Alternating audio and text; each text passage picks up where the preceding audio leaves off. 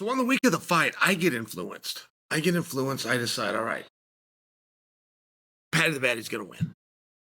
He's younger. He's going to get him to the ground.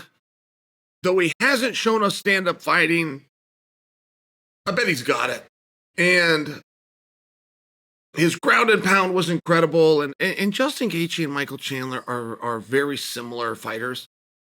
Very similar resumes. They have very similar accomplishments. They're very similar in their skills and their abilities. And when they went out there and fought themselves, it was a wildly competitive and back and forth match. Paddy went right through Chandler. Paddy's going to go through Gaethje. And Gaethje, by the way, I mean, he was so cranky all of fight week.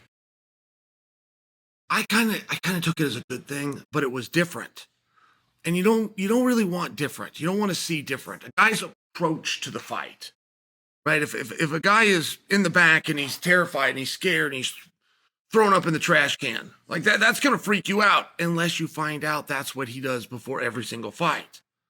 Unless you find out that, this guy is always terrified and this is all part of the process. And after he does that is when he puts his gloves on and begins his warm up, and then he changes over into his sponsor's t-shirt. Like that.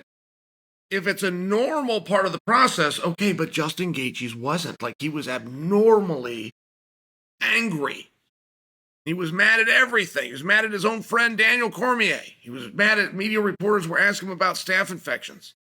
He's upset about that. And that was intriguing to me. I was interested in that. But I didn't know how that would go. I knew it was going to affect it. I knew it was going to be part of the story. Like, Gaethje's going to go have a really bad fight, and we're going to be able to talk about, all fight week, he seemed different. Or he's going to have a really good fight, and we're going to go, all fight week, man, that guy was pissed off. He was pissed off and angry, and he went and took out that energy, and he took it out on Paddy. So, one thing that Gaethje is a master of being able to do, even if the fight goes against him, the Max Holloway fight went against him, but it was still Gaethje that decided where that fight took place.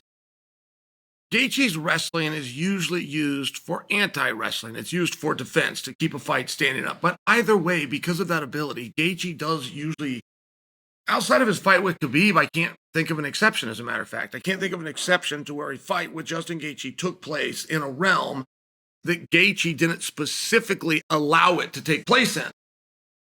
So they're out there fighting. And I think that Justin and his team took Paddy at their word, which is, we're going to take you down and we are going to submit you. We're going to beat you specifically on the ground by making you surrender via tap. And to do it, we're going to have to put you on the ground and hold you there momentarily in the first place. I mean, it seemed like Gaethje really wanted to keep that fight on the feet. And there's two ways, and it's not in this order. There's backing up and going forward. It is in that order. Backing up is the hardest thing, or possibly the best defense you can have to a wrestler. Backing up is so effective in stopping a wrestler that in the sport of wrestling, it's illegal. It's illegal because it would stop wrestling from taking place. Now, next in line for as hard is if you're going backwards. If the guy is pressuring you and you're backing up. Now, you'd rather have that as a wrestler because you could change your motion and come to him. But it's still difficult, and it's still the second most difficult thing. But that's what Justin was doing. He was backing him up. I mean, Justin just started coming forward. He just started coming forward like a Terminator. And there's a number of guys that do that or try to employ that strategy. They just don't have the lungs and the gas tank to be able to do that all night. So, first off, Justin controls where this fight is going to be, which is on the feet. But then he controls where on the feet it's going to be, which is pressuring, staying on Paddy, and backing him up. And it makes everything harder for Paddy. Paddy can still hit him with a left, but it's harder. Paddy can still hit him with a cross, but it's harder. Paddy can still kick him, but it's not going to have the same power. It's one of these things, and the announcers were calling it vintage Justin Gaethje, or they were calling it the old Justin Gaethje. And those things could be those things could be good arguments. It's just, it implied that somewhere in between here, we have lost that Justin Gaethje, and we haven't. That's the same Justin Gaethje that Max fought. That fight was all about speed. Justin fought a guy from a lower weight class who was faster. But I don't know that there was a new or there was an old or there was a revitalized. Like, that just seemed like Justin Gaethje. Justin Gaethje goes in the ring and he walks people down and he beats them up. That's the same Gaethje that Fedzayev had to deal with, for example. I mean, there's a reason that Justin Gaethje got a title shot. There's a reason between the two options that Justin put forward, which is retire me, get me out of here, don't have me fight anyone at all, or give me a shot at the belt, let me show that I'm the best. There's a reason that the company chose to let him show that he's the best. So, vintage Justin Gaethje, yeah, that's a fair statement. Old Justin Gaethje, yeah, that's fair. Same Justin Gaethje? Yeah, that looked like the same Justin Gaethje. He's going to walk you down. He's got good lungs. He's not going to back down. He's not going to will. He's not going to be scared to fight. He's going to stay in your face for as long as that fight has. World champion Justin Gaethje. Where does he go from here? Right? Where does he go from here?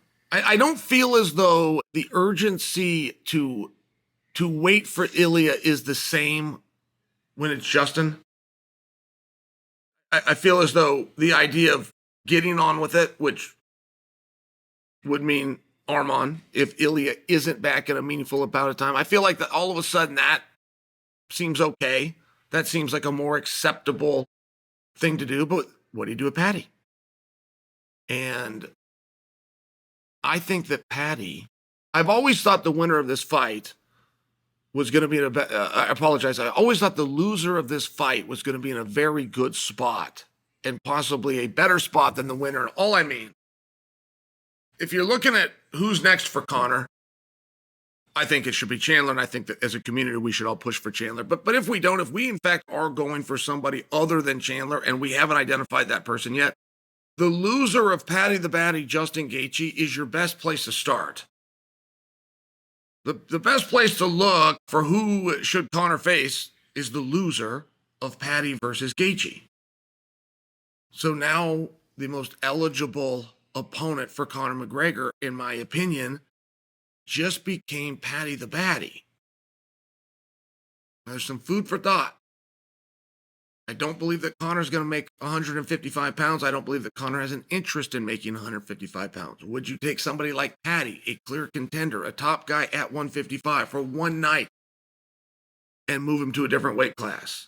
Call it a catch weight, 168. Call it a real weight, 170. Would you do that? That's going to have to be conversation for another day. But for where we stand right now, fun night. Not an overly surprising night. Justin Gaethje does what Justin Gaethje does. And Justin Gaethje is now recognized for it as the interim champion of the world.